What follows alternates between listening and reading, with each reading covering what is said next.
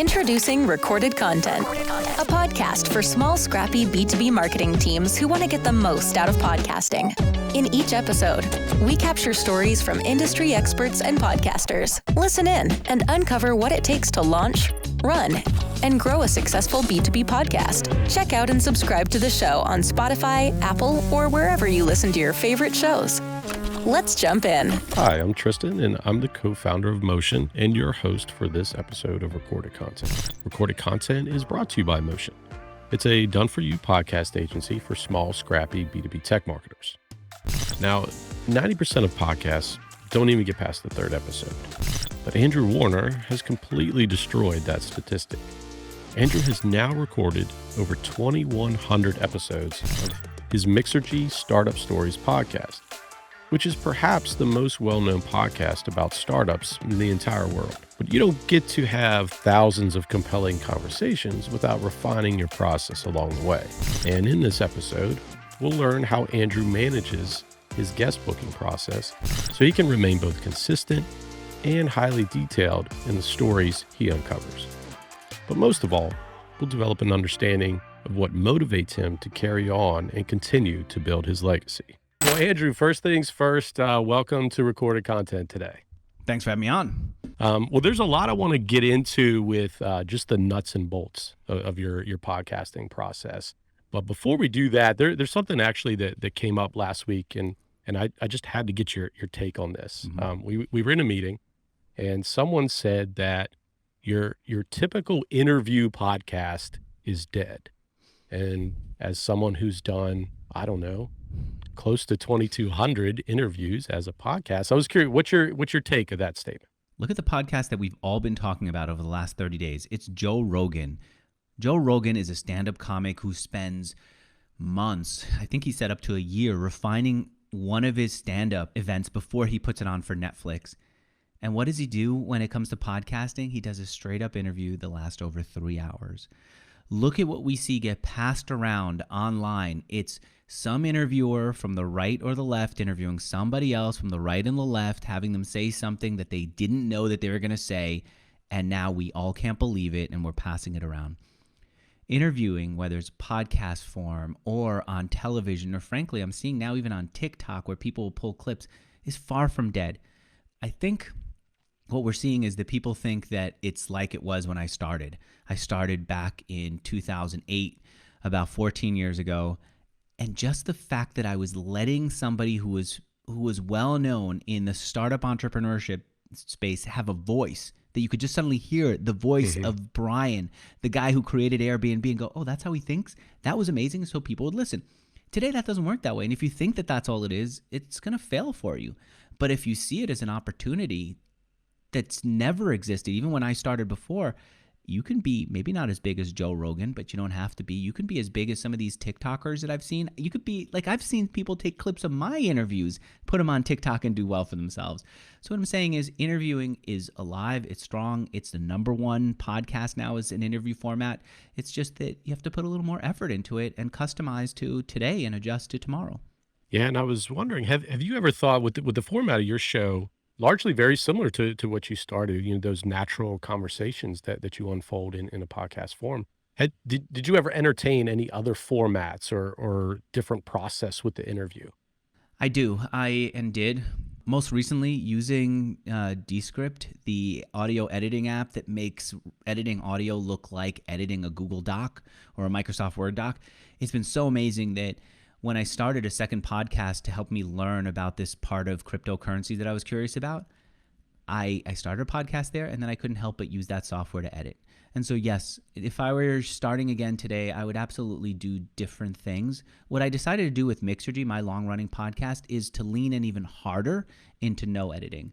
And the reason that I lean in even harder into no editing is that I want the person to say the thing they don't want to say but is super true, and they'll eventually be glad that they admitted it.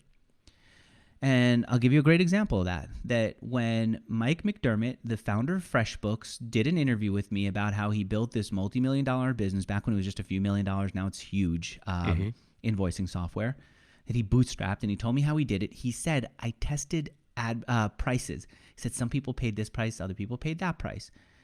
And I don't remember the exact details of what he said, but essentially what he was revealing online for everyone to know forever was that he was charging different prices to different people for the same product as a way of understanding what to charge. And he had second thoughts about it. And he asked me, Andrew, can you edit that out? And at the time I said yes. Eventually, it took me so long to edit that he said, Andrew, just run with it. I think it'll be okay. And nothing bad happened. But look at what we learned. We learned in the early days of software that people were testing different prices and that they were not afraid to make decisions like that. And that was incredibly informative to other entrepreneurs at the time. To hear the thing that's not said out loud, that's only said in, I don't know what, Y Combinator dinners and the drinks that I was hosting in San Francisco, to see it publicly was really important to me. And if I allow any editing, then my guests will ask for all editing. And I feel like I have enough strength of personality that when someone says to me, Andrew, I need you to edit that out, I can say no. And when they say, I'll sue you, I can say, I can withstand the lawsuit. Let's bring it on. And have them say, well, truthfully, it doesn't end up into this big argument. Often what it ends up being is me saying telling the Mike McDermott story and letting them know the thing that you think is so shocking is not going to shock anybody. It's just going to inform them. And my audience has learned to let that come out. So yes, I go towards no editing because I feel like that's the direction that I started with that means a lot to me and that I have the strength of character to push for. But I don't think editing is that hard today. Check out Descript. It's amazing. Yeah, it's funny you mentioned Descript. They were just on Recorded Content late last week. I had Harmony, who's a customer success manager, and one of their product specialists. And we're actually working with them on their show, which is going to be a lot of fun. Wow. And they always create high production, very quality stuff. So I that's impressive that you'd work with them. Yeah, their About Us video, or their like demo video, is probably one of the best I've ever seen for a tech company. And how because it's interesting and it shows you what it does. It's just and it's hard to show. So anyway, yeah, impressive software. Editing is much, much easier. Also, you can get music now that you could add into your podcast really easily. It's fun. It's creative. There are agencies that would do this for you, or you can just learn to do it on your own. I think either way is fine. But I also think that there's something to just letting it riff and letting two people talk. Right. And I think there's something about that that's still uniquely special. And I think if people are trying to just copy and paste whatever we're doing, it's going to feel awkward and they're going to wonder why they don't get the same results. It's just not the way it works. Like if you talk to my wife the way I talk to my wife, she's not going to kiss you, right? You have to find your person and talk in your way, but understand the conversations still matter. And you mentioned actually getting your hands into Descript. I mean, is that something that are you editing full episodes for your other show, or what is that? For the other one, yes. I said I'm going to try to do everything from scratch and try every new thing and see what I like. I discovered I like Transistor.fm better than Libsyn, which Libsyn's been our old hosting platform. Transistor makes it super easy to publish to lots of different platforms. It gives us a beautiful design, lots of features that Libsyn doesn't seem aware of. So I like it. I tried it. I still am with Libsyn for Mixergy because Libsyn gives us like basically unlimited hosting for $50 a month. Allows us to. We've created our own plugins into their system so that it works really well. Anyway, but I still want to know what else is out there. Sorry? I said you're baked into Libsyn then. Once you're tied in at that level. And our users don't even see Libsyn because we're basically using Libsyn as a host for our data, just like Dropbox or AWS would be. And so for us, it's wonderful. Yeah, we have an old podcast that's still there. It's kind of a pain to move for no reason. You know, you can kind of just keep it there. You don't have to move it. The modern publishing companies are making it really easy to move. Yeah. They will just give you a single URL. You get to take it with you. It's interesting to try new things and to keep experimenting. And it's funny. I want to try new things and experiment. Meanwhile, someone was coming out and saying, I want to start a new interview show. Let me just copy Tristan. Let me copy Steve. Let me copy Andrew. And in reality, they should do what we do. Just say, this is really fun. How do I make it really fun and meaningful for me? And what's something you're trying with Descript that's completely new for this other show that you're working on? You see, I just said and I spent some time on that. Getting rid of that. It's not so much the I think actually people focus on more than they should. But it is the filler words. When people have a hard time explaining something, they sometimes will make one attempt at it, realize that attempt doesn't work, and then go for another one that's better. Removing that first one is what I do with Descript for the other podcast. But For Mixergy, what I do to remove that one is I have a producer who does a pre-interview. And so we know what story the person's going to tell well. They've told it to us in some way. And so I just tee it up in the interview, and then I ask a few more probing questions to get depth that they wouldn't have gone into otherwise.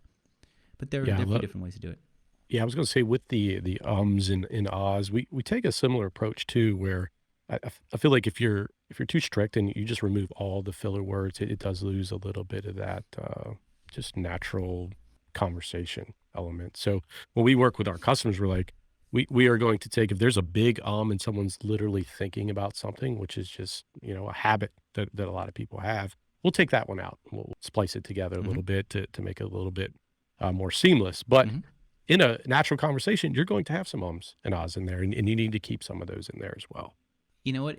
We get so obsessed with those little details, and we have the tools to get rid of them, that we become like the Photoshop editors who first discovered Photoshop, and they started taking wrinkles out. And before long, they were Photoshopping women's knees out because they could, because there were wrinkles here, wrinkles there. They just went crazy. And then there are all these different memes online about these ads that had no knees for women because knees have some wrinkles in them. And we do the same thing with these editing programs. We edit out so many ums and so many things that we think are flaws in the conversation that what we've converted regular conversation into is almost like Siri reading to you a Google Doc. It just has no heart, no emotion. Pauses, thought is really important. Yeah. And so we need to keep imperfections. That in. Got to keep them in. Got to keep them in. So, well, thanks for that. I appreciate it. I wanted to start there. But with the folks that are listening to recorded content, a big piece of why I wanted to have you on was around the guest management process. I mean, you have done over 2,100 interviews, and you've managed a few guests along the way, I would say. And that's a big hurdle for a lot of our customers is really just developing that pipeline, staying ahead of things and building out a process for themselves. And when I was reading your book, one of the things that you mentioned to, that you alluded to, was that your guest booking process wasn't always smooth. And when I was reading a chapter which was dedicated to your guest management process, you said that my interview booking process was a mess, and there was a moment that you had to make a change. And this is when your wife was pregnant with your firstborn. And you said to yourself, I realized that I couldn't be both a good dad and a good interviewer. So I was wondering, tell me what that chaos was at the time. We'd have situations where at the last minute we would not have a guest for the day. And so I would be geared up, ready. I'd shave for the day, put on a nicer shirt, expecting that I would do an interview, and then there wouldn't be the guest there. And then more importantly, because we had this pipeline to fill, I promised my audience that I would do 3 interviews a week, every week. And I like living up to numbers.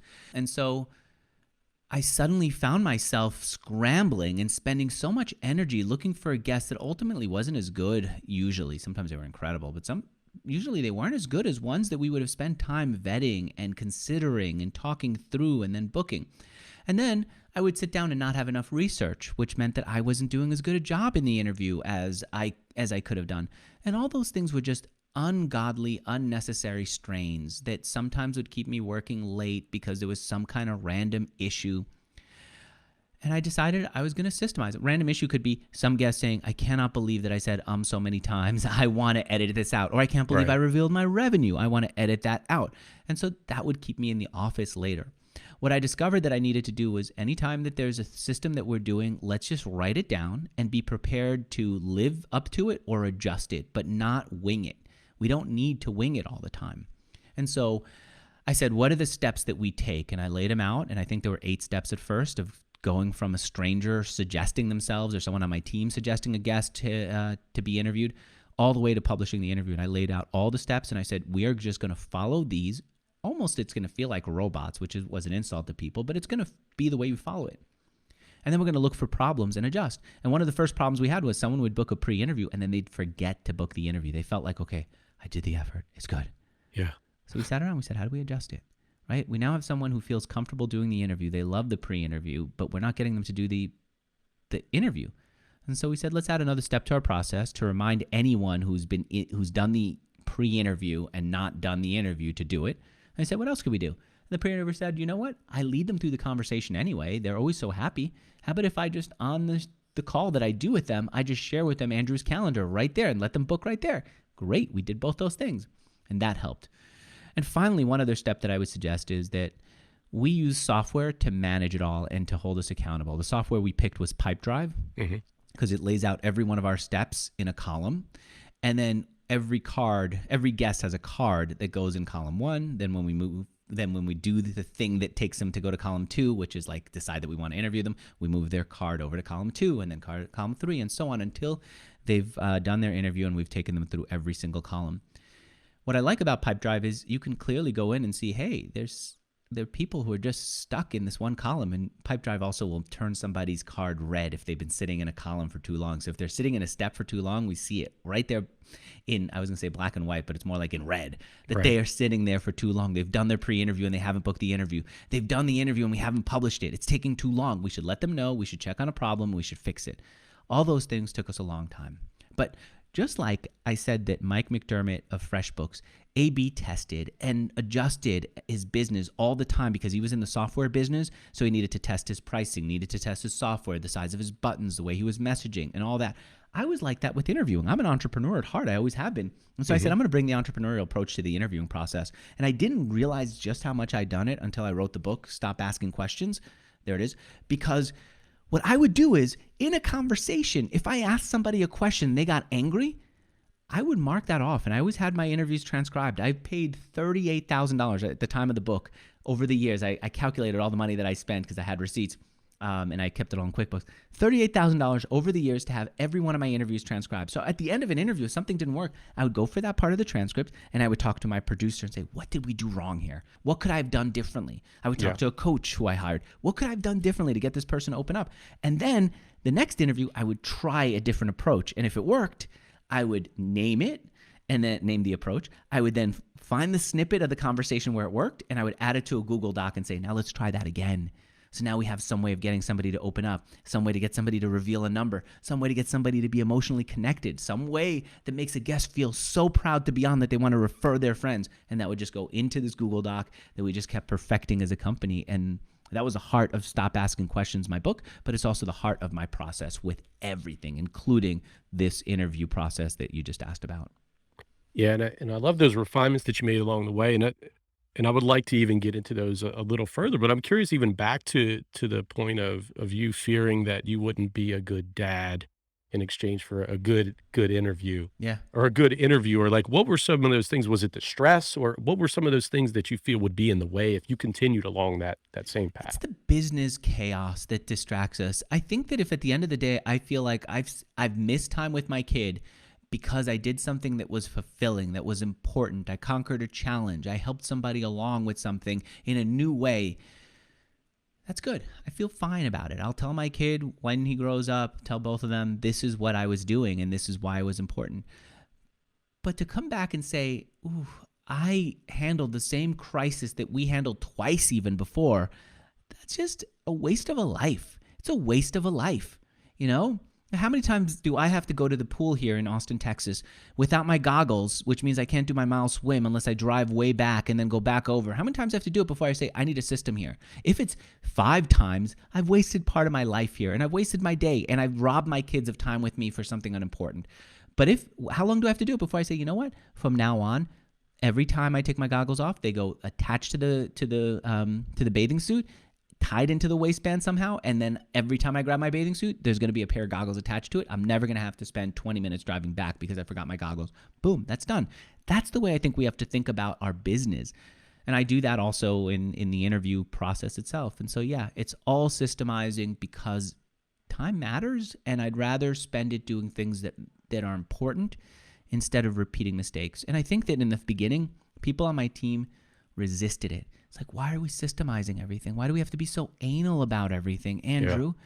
And then they learned to love it. And it wasn't until one of my producers, who at the time felt so constrained by this process, wasn't until he and I were both speaking at the same conference. He asked me to look at his presentation as a way of practicing and said he'd do the same for me. And I looked at his presentation, and the whole thing was about the system for booking guests, for leading people through it, and that he then turned his company into His company then does that for other people. It's called Rise 25, and they're super systemized about it.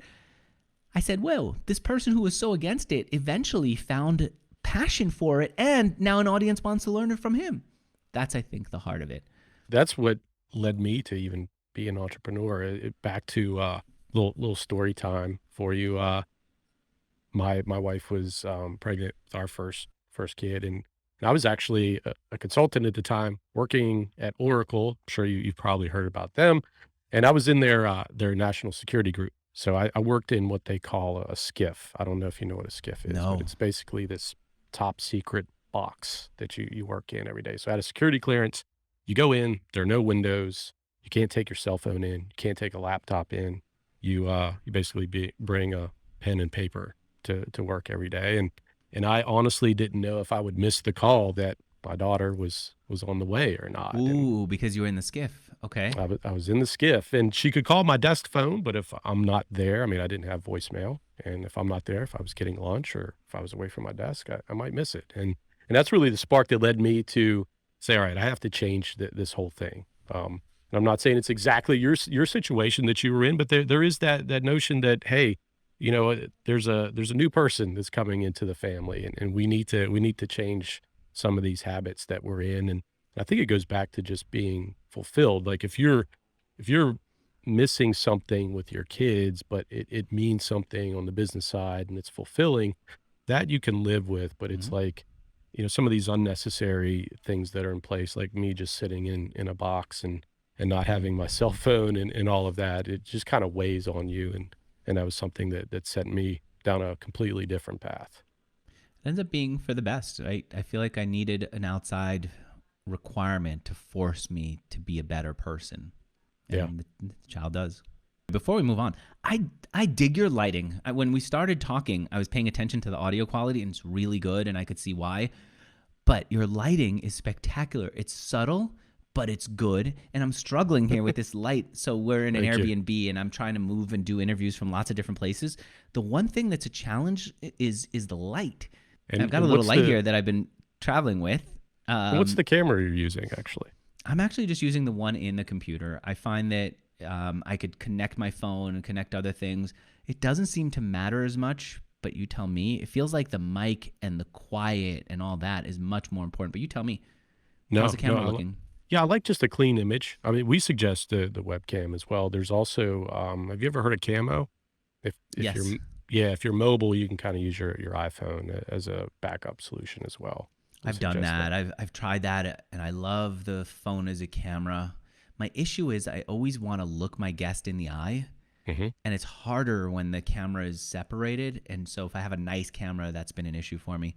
But the audio is what is kind of an obsession for me. And one of the things that I discovered recently, I moved to Austin. I loved watching people sit outdoors at cafes, and I started envying them. I'd say, I wish I could sit outdoors, but I'm recording interviews. I can't do it.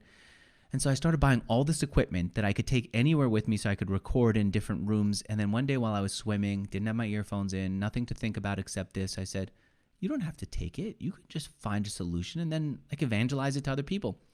What I discovered was I can actually take my mic with the boom arm, clamp it down to one of these picnic tables that they love in Austin at all the breweries and all the cafes, clamp it down there, reduce the pickup on the mic and hold it closer to my mouth, use an app like actually specifically Crisp. It eliminates background noise amazingly well, and then record from anywhere as long as they're not playing music. If they're playing music, it's hard for Crisp to pick up on it, but otherwise it's done great. I will sit at Mozart, a cafe here in Austin, and I'll ask people, when you see me do the interview, I want you to yell. I want you to stomp your feet, and then I'll ask my audience if they could hear it. So far, people have said they can't hear it. It's amazing. I'll go back and listen. They can't hear it. So that part has been just such an interesting experience for me. Yeah, it's interesting you're using Crisp on the front end. I mean, we've used Descript's tools to filter out some of those things on the back end once it is recorded. So I haven't actually used Crisp. I use it sometimes on Zoom calls, like if I have the dog or the kids are running around, that helps. But I haven't done it on a podcast yet. But that's interesting. Do you use it every single time or? No, I don't, because I don't record out as much. So I've realized that I should be just recording my interviews one day a week. I'm taking a little bit of space this year, So Wednesdays usually, today's a Tuesday, I'm recording with you because I want to find a way to make it work with you. But for the most part, no one else does anything with me except for Wednesday. And then I'm trying to teach myself the guitar, sitting out by a fire here in Austin. I'm going to swim at Barton Springs Pool, which is just an amazing eighth of a mile swim each lap. Beautiful water, no chlorine, thankfully, just spring water. It's wonderful. Yeah, I love it. Yeah, thanks for the note on the lighting. Someone told me a couple of weeks ago it looked like I was from 20 years in the future. It's just a really good lighting, and lighting is hard to get right. It's so easy to, it's like makeup. It's so easy to put on too much makeup or too little, and it's hard to just say, this is where I am, and I'm going to feel okay here. Yeah. Yeah, I do have, you mentioned looking the guest in the eye. I had to go the teleprompter route and fix all that. So that's why I'm faced this way. But it's one of those things that I feel like even with our customers, they don't notice until they do a few interviews, and they're like, wait, how can I make that adjustment on our side? And that's why we do suggest the webcam. It's a little bit more natural that way, I think. And all of these things are fairly inexpensive. Yeah. So you could set it up. But I'd suggest we will listen to really crappy audio if the audio is important. I was just listening to the New York Times daily podcast, and they had someone in Ukraine talking to ice fishermen and regular people on the street. And the audio was not just bad, but it was also not in English. But it was captivating because you saw the person go out into the field to get the interviews and the information that we're all dying to hear.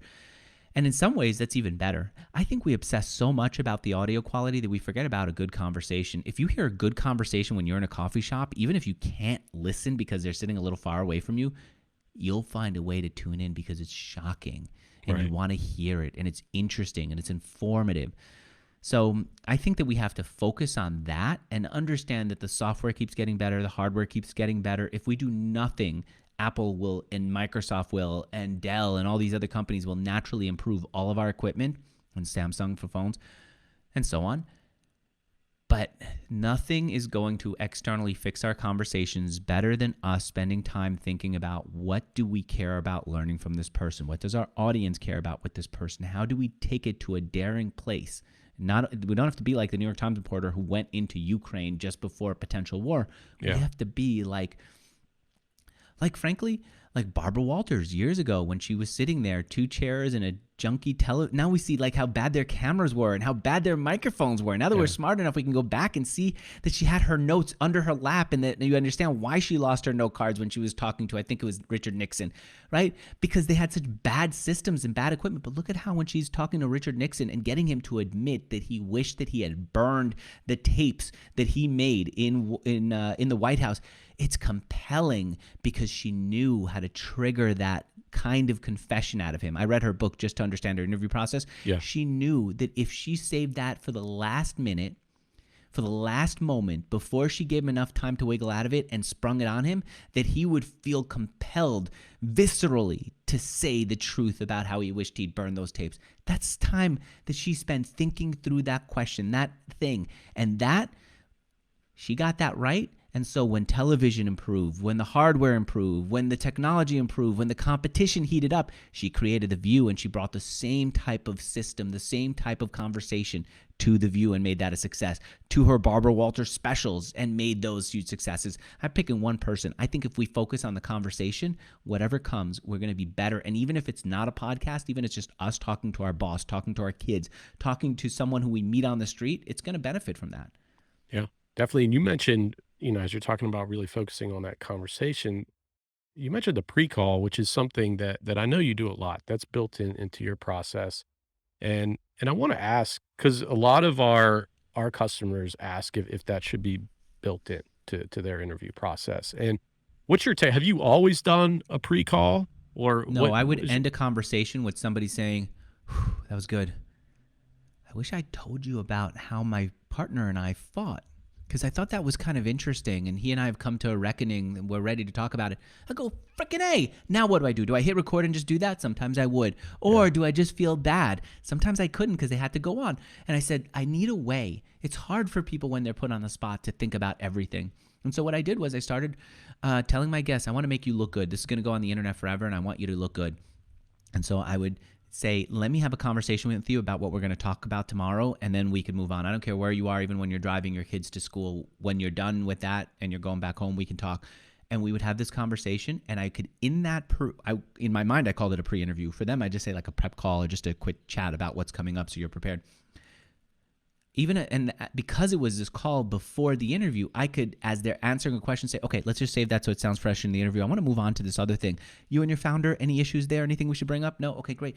Tell me about what happened with your parents that you think helped you get to here. They go on and get boring. I go, not that exactly, because I think what my audience is going to want. And I go a little faster because I'm showing them respect. And I tell them I'm moving fast because I respect your time. And I want it to sound fresh in the interview. I don't want you to talk to me in the interview tomorrow and say, just like I said to you yesterday. So that gave me permission to go whip fast, make notes about where they're good, make notes about where they're boring or it's not useful, and then bring that in the conversation. I eventually started doing that before we started recording. Like, it would be, we're scheduled for a noon interview. I would say, thanks for coming on. By the way, I want to make sure that you know where I'm going with this. My first question to you is going to be about, tell me about that. And they would tell me, go, okay, stop. I might even say, look, I'm not fully sure how this could help somebody in my audience. Do you have an example of somebody who used your software that maybe is an entrepreneur like my audience? Tell me about them.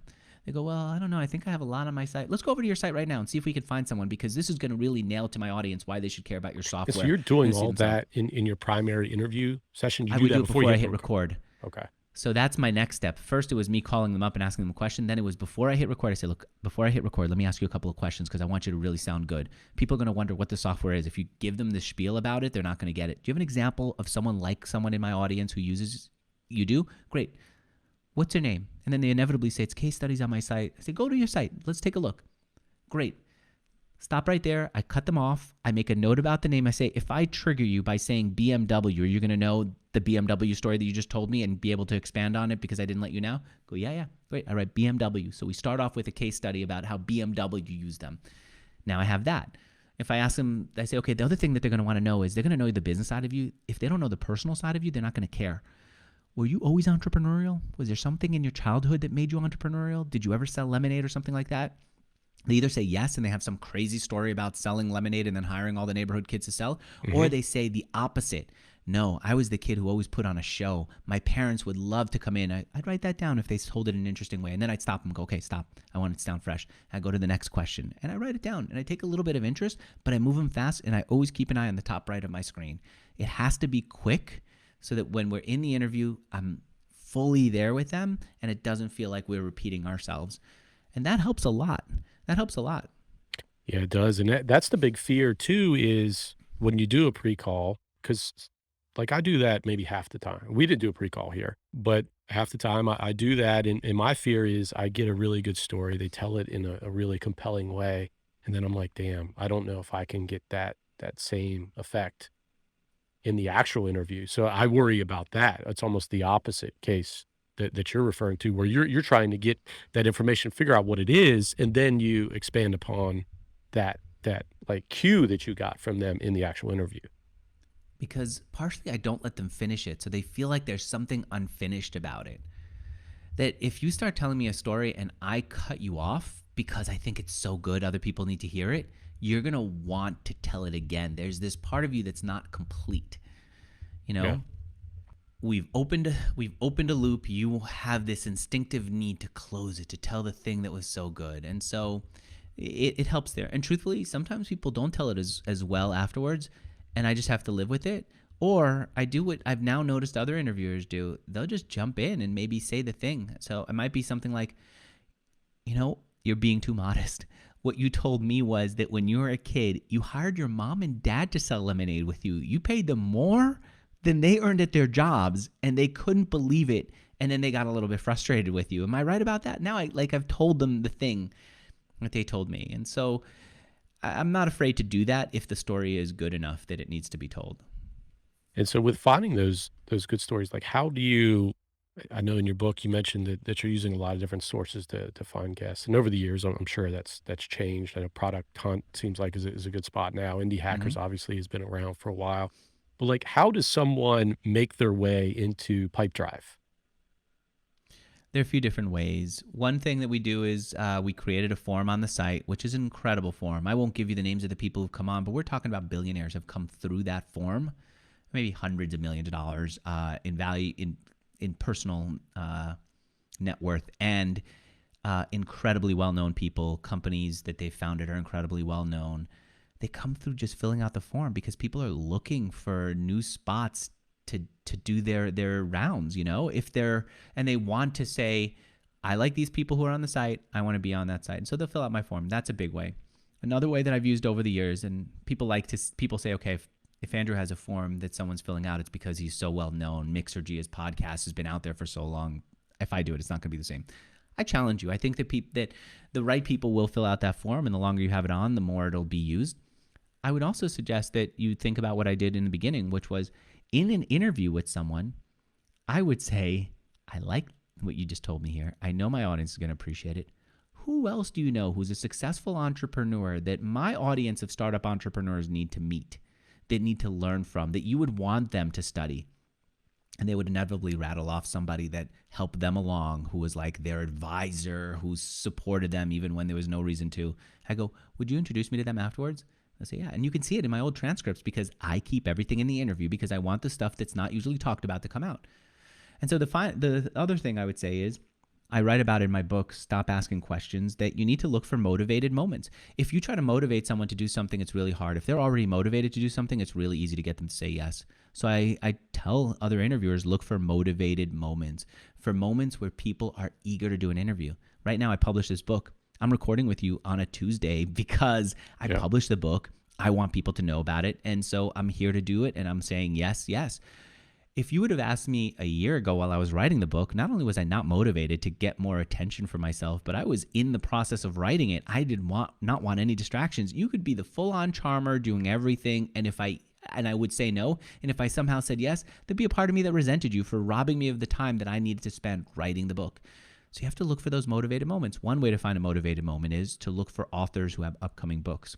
You go into Amazon and you see the list of upcoming books and you know who is going to want promotion next month, because Amazon will tell you whose book is about to be published next month, and they're going to go and look for interview opportunities. Another way is, as you said, Product Hunt. Product Hunt is a place where people who publish new software want the world of technology and startup enthusiasts to go and find their software. And so I see them on Product Hunt. I see the people upvote them on Product Hunt. I could go over to them and say, impressive that you've done so well. Let's talk about what you launched here on Product Hunt on my podcast. I want to hear about it. And they're in promotion mode anyway. They're more likely to say yes at that point. Versus if I talked to them a month before when they're getting ready for the launch, they'd say no.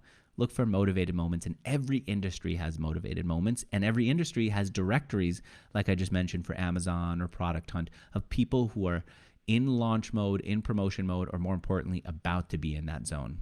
So tell me, are you still sending emails yourself? And reaching out to people yourself, or do you have a team? Like, what does that look like now? Both. I have a team, people who do it, and for the most part, most of the guests, almost all the guests who've been booked have come through them. But I will also reach out and ask someone. So if I am having dinner or drinks with someone who's interesting, or a friend of mine says, you should interview this person, I'll ask a few questions, and I could follow up and invite them over. I was at someone's house the other day. They had a guest over at the house. And they said, Andrew, you should see how well he's doing. In private, they tell me how well the business is doing. And then they say, by the way, you should interview him. And so that's a good way to do it. Meanwhile, my lighting keeps changing as it gets sunnier and brighter outside. I'm going to dim this. That's the beauty of the webcam. Here. So I should have shut the blinds on it, but truthfully, what I would have maybe what I should have done is taken this setup and gone over to Mozart Cafe and been outdoors, and then you get natural lighting. How beautiful is that? Yeah, and the water behind me, but not the ducks. The duck sounds don't come through. Got the crisp. Turn on crisp and you're good to go. Eliminate duck sounds. Turn on crisp. Get a mic that's a good mic, and then reduce the pickup on the mic. So only get a cardioid mic so that only whatever is in front of it gets picked up, and then put it close to your mouth and you're fine. Yeah. So back to, we talked about how you get folks in the system in Pipedrive. Now you just talked about how you use a period of time before you hit record, and you talked about the pre-call, but I also know that you're working with a producer as well that's helping with research. Like, how does that handshake or that handoff work in your process now? Google Doc. So the producer who does the pre-interview will write up her notes into a Google Doc. My assistant, over the years, what she would do is say, Andrew really likes to see what a website looked like over the years. I'll get a link to archive.org for that site. Andrew really likes to know the person's bio. So they go to LinkedIn and they copy and paste just the important parts of the bio in a short, compact way. So I could see from this date to that date, they did this job. And this date to that date, they did this job. There are a couple of other things that Andrew really likes to know. And so they put it on. Oh, Andrew really likes one sentence description of the company because you want to explain it easily. So they go and do that. The other thing that they've added over the years is they would really like to have a photo of the person that we're interviewing so that when it's time to publish, we have an accurate one. And so that goes in the Google Doc. And then if there's an inconsistency, like the person I see in the photo is not the person I see in the webcam, it's either because their photo is weirdly out of date or because we've been misled and we got the wrong photo, the wrong person, and I'd rather correct it at that point. So things like that go into the Google Doc. And that's on my screen. The other thing that I do is I'm obsessive about my iPad. I love the iPad. And one of the things that I love about the iPad is I have the pencil on it. And if there's a doc, I convert it from a Google Doc into a Pages doc. I know nobody uses Apple Pages. It's like a second, third rate. Keynote is the other one, right? The Keynote I think is also especially good. But what I like about Pages, which is like the Google Docs, a Microsoft Word equivalent that Apple created, is you can highlight using the pen sections that you want. And so I can't in the interview remember everything, but as I go through the chronological order of notes that Ari, a producer, would have taken on her pre-interview, I could just highlight the words that trigger things for me. Something like grew up in Kyiv, or got fired first day on the job. I highlight that, and then that helps me remember things that are important. And then if you like double tap on the pen, you can convert it from a highlighter. You know, they call it the Apple Pencil, but it's their stylus. You double tap on the stylus, and you could turn it into a red marker, a red pen. So then I might circle something like their revenue so I can see it quickly when I'm scrolling through. And that kind of thing helps me a lot. And I keep that Google Doc, the Pages doc right on the iPad in front of me. And maybe I shift using my 4-finger swipe mode on the iPad to go to the browser and see what their website looked like over the years. Maybe I shift again on the iPad with 4 fingers and I see my personal notes on them over the years in another app that I had. But for the most part, that's it. It's everyone's notes combined in a single doc that I keep in Pages, and I use the Apple Pencil to highlight and mark up that page. And so before someone comes on, like, what are you looking for? And I'll say this, like, one of the big challenges, I mean, especially with you have a large body of work. So it's a challenge to figure out what to narrow in on. So what are you looking for with these entrepreneurs that you bring on? Because their stories could be, really robust, and you're trying to find something very specific within that small amount of time. Yeah, you know what? One of the things that bothered me over the years with producers is they will talk to a guest, and the guest will have 3 great companies. And when they're new, the producers who I've worked with over the years will inevitably get all 3 businesses into one Google Doc, and I can't tell what's what because there's too much in there. Yeah. And so what I've said to them is, focus please on one. Pick one business that we care about and focus on one, and we're going to tell that story and let the others come through a little bit. Maybe we do a second interview to get the other. But the one interview should be about not how Mark Randolph, the co-creator of Netflix, co-founder of Netflix, not how he created the Newegg catalog and Netflix and this other thing and what he's doing now as an investor. It's too much. Nobody can keep track of all that, and nobody cares about that. Not all of it at once, not in a podcast interview. Instead, let's just talk about Netflix story. What was he doing before? Give us a little context. Then what led him to come up with the idea for Netflix? Then what's the first step he took? Then what's the next step? And so on. And we go down the road and we write that down. And through it, if he says something like, I knew that mail order was going to work out well because I at one point created this Newegg catalog of computer hardware and I sold it, and it was amazing how well things sold when you do it in a catalog. And I learned that direct mail, right? Now we have some context that makes us care about that, and it doesn't feel like we're jumping all around. It feels like we're adding color to the same picture instead of creating 5 different pictures and forcing people to look all over. So that's what I try to do. And so the question then is, which story? It's Which one is most similar to me and my audience's journey, to my audience's journey, to where we're going? The closer it could become to both of that, the more I become genuinely curious and the more my audience becomes genuinely curious. So if somebody's created an oil business that made him a billionaire, I don't think we care in my startup software audience about being an oil billionaire. That's not where we're going. What's more interesting is maybe then we think about what is more relevant to us. Was there a mindset that they had to go through that we can identify with and then spend time on that journey, the journey of the mindset that goes to that? Was there a hiring process that they needed to learn so that they could hire good people? I don't know what it is, but it's what do we care about together, me and my audience, and that this person has done, and we focus.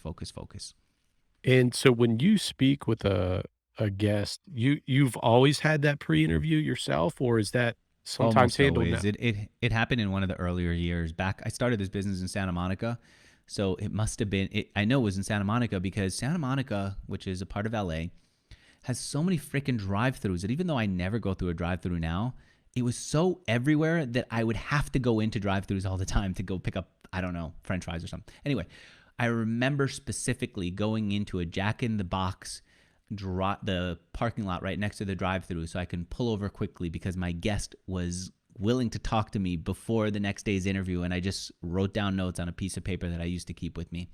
And that was really in the early days, and that's what I did. Today, I have a producer, but truthfully, I'm going to start doing more of my own pre-interviews before the interview happens itself. So I'll have a guest booked, and I'll say, before we get started, before I hit record, I want you to sound good. So I'm going to ask you a couple of questions that I know we're going to come across in the interview. Let's talk about that. Yeah, I like combining that approach. I haven't really thought about that as And much. then it also gives you an excuse to be quick with someone, and you have to be quick. They will mimic your voice. Right. In the interview, I mimic their voice, their cadence. You can literally see that. I'm talking very fast now. You can see in my interview with someone else, I talk at their rate. And when it doesn't happen, I keep it in there too, so you can see how awkward it is, and then the transition. David Rubenstein, the creator of Carlyle Group, this big investment firm, I interviewed him about how he built his business. And you can see in the beginning, I overwhelm him with my enthusiasm, right? Because he's also an interviewer who interviews on Bloomberg. And I was curious, why would this guy who became a billionaire go through, why would he be an interviewer now instead of so many other things that he could be? Yeah. And so I got enthused about it. I got enthused about his story. It was like he said something almost, forget about what he said. The tone was, quiet down, kid. You're exhausting me, right? And so you could see that he said it and called it out, and you could see that I acknowledged it, and you can see my tone changes to him. So in the interview, I changed to their speed, their tone, with just a little bit more me to move it along to my sensibility. In the pre-interview, it's like this. The rat-tat-tat, we have to go quickly to signal to them, don't take long with this, because if I go quietly and slowly and they go a while and I cut them off, it feels awkward and hurtful and insulting. But if I'm saying, Steve, before we start this interview, Bob, before we start this interview, I want to make sure that I hit on a couple of things here with you that you know what's coming up and you sound good. And one of them is, I don't think my audience knows what your software does because we're not enterprise customers. How would you explain it at a dinner party to new entrepreneurs? Great. Actually, I don't think that's going to work with my audience. Not hurting them, but acknowledging that it doesn't work with my audience. I think what they could use is a use case. We could always tell what something is when we give an example of how it's used. Tell me how it's used. Do you have one? They start going, all right, let me pause there. That sounds great. I want to save that for the interview so it sounds fresh. The other thing that we want to know is, why did you become an entrepreneur? You had a great job as a professor. You could have lived forever with the accolades and the intellectual curiosity and so much else. Why? And then they tell me, and I go, you know what? Actually, I think what's better is, was there a day that you realized you had to? And now when I ask about a day, a specific time, and I wrote that in the book, Stop Asking Questions, when you lead them to a time, a story, a time when something happened, then they tell you a story that really is memorable, interesting, and adds credibility. And so I work like that, and I always will say, let me interrupt because I want it to sound fresh in the interview. I don't want you to feel like you're repeating yourself. Let's go on to the next thing that I'm going to ask you. Okay, I think we have actually one last thing. There's always one last thing. Yeah. You hit them with one last thing, and then you go, okay, we're ready for the interview. Am I pronouncing your name right? Great. I'm pronouncing your company name right? Terrific. And then we go on. By the way, the reason that I do that is there are people who have basic names that seem like everyone else is pronouncing them the same way, but they happen to pronounce it another way, and they're so grateful that you're the first person to acknowledge that the world of tech or whatever has been mispronouncing their name, and they don't care enough to correct because it's not that important. Yeah. That's interesting there. I kind of take that for granted. Well, that's also why I do my custom intro later. I go and listen to other podcasts they've been on, just make sure that the name's right, because I don't want to screw that up in front of someone. I've done that before, and that's why, well, I'm going to do a custom intro afterward. So when you're going through this pre-interview process and you're trying to figure out their story, what happens when someone isn't a fit at all? How does that work? I'm sure that's happened along the way. Yep. What I often will say is, you know what, actually, I love the story, which is why I asked you on, but I can tell that my audience is not going to go for this. And then they're going to skewer you for thinking that this was a good fit, when in reality, it's my fault. I should have known it early on. So let's just not have them turn on us for everything that we're trying to do here. It's not worth the effort that then gets rewarded with a slap in the face publicly. So for me, a big reason why someone's not a good fit is their company's too small. They think what they've done is something amazing and magical, and in reality, they just earned their first $1,000, which is amazing and wonderful. But an audience of entrepreneurs doesn't necessarily want to know about a guy who spent a year building a business and now it's $1,000 a month. Yeah. Right? It's just not enough. So what I would say is, I'm interested, which is why I wanted to have them on. I see that it's a little early, and if you're on, my audience is going to say, who does he think he is? He think he's made it because he's had $1,000 business. $1,000 business is not what he's aspiring to, what they're aspiring to, and they're not going to value the hard work that you put in. I think you're going to find a much better place looking for an earlier stage podcast where the audience is receptive to it, even if it means fewer people. I'd much rather have fewer people love me than a lot of people feel like I've just, I don't know, hate me. And so I say, I have all the notes here. We're going to come back to this interview, and I've done that before, and people will come back, and I appreciate it that you'd come on here. Yeah, and I was going to say, do you use Pipedrive in those cases? Like, are you tracking folks that you've had on? Because I know you have some repeat guests, and does all that go in Pipedrive as well, where you have the notes, this is when it went live, and now do I revisit? One of the features of Pipedrive that we haven't been using is that in the beginning I got excited. Pipedrive is sales software, and one of the things that salespeople do is they move things along to close a sale, and I like that. They also try to record when a sale is lost and why. So Pipedrive, if after a pre-interview we slide somebody into the lost column, meaning we don't want to do an interview with them, Pipedrive will say, okay, before you can fully say this person is lost and take them off of this big collection of cards, tell me why. And for a while there, we were using it, but then we stopped really using it. And we would use it to say things like not enough revenue, or not in the right industry, or too complicated, or they thought that our podcast was too small, or whatever the reasons were. And then we can go through and see, what are the reasons why we're rejecting people, or they're rejecting us? What are the reasons why people are going through part of the system but not all of it? And how do we improve it? And truthfully, that little step is something that we just have stopped doing, and things have been fine, but it helped in the beginning to do that. It helped in the beginning to see that there were people who were expecting huge numbers of whatever, of downloads that they would get, and they wouldn't do the interview because I told them honestly, I don't think you're going to get that many downloads. Yeah. Podcasting is not a click world. You do this and you get that result. So they would say no, and I'd just write that down. And so in the future, what we'd start to say is, look, this is not the place where you get downloads or sales. I'm not here to help you close more sales. I'm here to help you tell your story for people who are searching for it online. If that's a good fit, great. If it's not, let's move on. And so the more we've changed the approach to deal with that early on, the fewer people we'd have lost after they've done some work in our process. But we don't do that enough. We don't do that as much now. With all these changes you've made and hopefully eliminating as much chaos as possible is what you had way back. What is still a pretty hard part of the process that, there's still some friction there. It's not perfect. The hardest part is if there's someone that I want to directly talk to where there's no pre-interview possible and there's not enough information online, or where there's too much information. If there's not enough information online, they won't do a pre-interview. I have to find a way to get to know them before I do the interview so that I know where I'm going with it. And that's a lot of work on my part. If there is a lot of information out there and they've told their story a million different times, having them come on and do it another time just feels so redundant and so useless that I don't know what to do to make it different. And you've seen that before, right? You'll have a favorite author comes out with a new book. Mm-hmm. They go on a podcasting circuit. They're on every freaking podcast out there. They tell the exact same thing, the exact same stories. And by the end, every listener goes, I get it. You have a book. I'm tired of it. I've heard everything. I'm now burned out on you. And what? Andrew's going to interview him? Yeah. And so how do I either Usually I would just say no to it. But if I say yes, how do I find a thing that's really interesting, that's relevant to me, so relevant to me and my audience that even if only one person hears it's useful, even if I only hear it's useful, how do I make it interesting? That's a challenge. Yeah, I would agree that that's something that's always, even with, just kind of that spectrum there where there's limited amount of information and then there's so much, and it's trying to get that through. And I remember I was talking to someone, Joe Ferraro. I know you were on his podcast, Yeah. 1% Better. We had that conversation. He was on recorded content, and I asked him about interviewing Seth Godin. I was like, it's someone that he's admired for a long time. Like, how in the hell did you narrow in on a topic? And he was in a similar situation where he said, I've been living with his work for so long. That was the hardest part to try to figure out how do I whittle it down into something we can have a meaningful conversation around. I had that with Neil Strauss. He told so many people knew the book, The Game, about how he became a pickup artist. That, first of all, being a pickup artist is not at all relevant to my audience. It's not relevant to me. I'm happily married. Yeah. But how is he able to use conversations in an organized way to guide people towards a close of whatever it was? And how can I use it at work? And that's what we changed the interview to.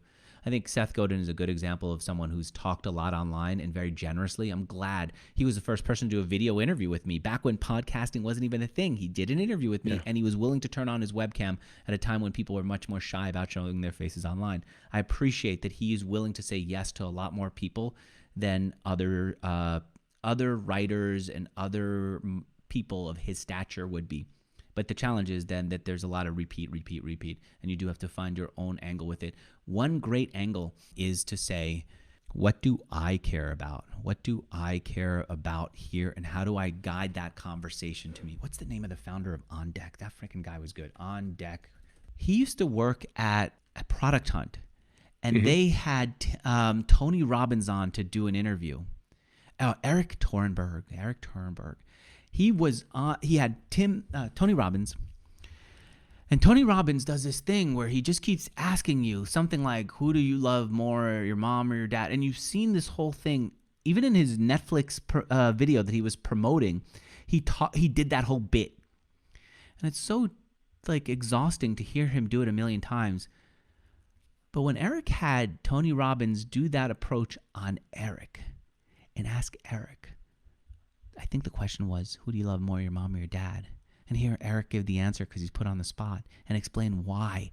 That suddenly was a thing that I heard a million times before from Tony Robbins, it feels like, but it came to life in a new way. And I think for interviewers, they don't recognize that the audience wants to know you. We're not just here for the guest. In fact, the guest is only a part of the ingredients of this recipe. Yeah. We want to hear you. And if you could come on and do what Eric Torenberg did, which is say, tell me how I could use this in my life, then it comes to life in a whole new way. And I think that's a great way to do it. So talk to Seth Godin about a book that other people are talking to him about. Say, Eric, Seth, I've been doing this forever. How do I apply it to myself? What do I do here? It's not working for me.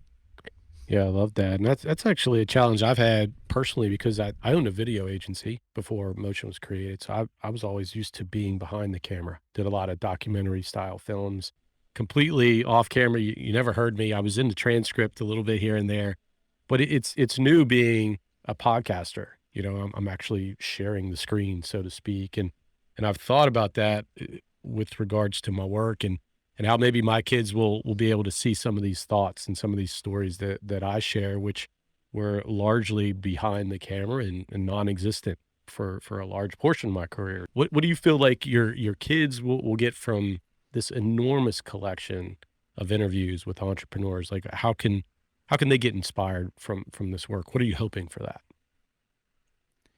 I think as they go back and look at my work, they're going to see the full me, where I remember at one point I was about to do a marathon on every continent, and I realized some of these places I'm going to are, who knows, because I'm doing self-guided marathons, doing 26.2 miles, sometimes in the middle of nowhere. I might die just randomly, right? Something could happen. And so I left a text message for my family saying, here's what I think should happen to this, here's what should happen to that, and if the kids want to know me, they could go back and listen to my interviews, and they should be prepared to get to know me through no single thing is fully me that I've said, but all together you can get a sense of who I am in the most truthful possible way. And I think that's true. Sometimes in conversation, we say things that after the conversation is done, we realize, actually, that's not true. It's not true at all. Mm-hmm. And I wish that more people understood that when they listen to an interview, when they listen to a conversation that's done this way, where there's no like hard editing afterwards. It's often like therapy. Sometimes by just saying it, we make it not true because we realize, wait, I don't really believe that. Now that I said it out loud, I realize that I've been saying it to myself and thinking I believe it, but I don't really believe it, right? Yeah. So it's hard to take everything that somebody says in an interview so seriously that that is exactly what they believe forever. But if you take it overall, you really get a picture of the person. And so they get a picture of me by listening to a large number of the interviews. They don't have to listen to all to get it. Yeah. I also think that when I think about my work, one of the things that I do is I leave a legacy of how entrepreneurship was done in this tech startup world that frankly is ending in some ways. We've moved past this tech startup world into now Web 3, right? And maybe I shift to Web 3, maybe I shift towards something else, but we've moved past it. And somebody needed to encapsulate the minds, the thoughts, the depth of their reasoning, the process that they went through. And I want to have that documented. Just like now, you can use a software like Jarvis. What did it change into? Where Jarvis will write the first draft of something for you. And copy.ai is another one. Yeah. Yeah, Jarvis, I was just talking to the founder just the other day. He said they had to change the company, Jarvis .ai. Let's see what the new name is. I got to figure this out. Oh, Jasper. That's what it is, called Jasper now, formerly Jarvis. Oh, I didn't know that, yeah. Just like that can sum up the internet using artificial intelligence and create an article on the topic that you want.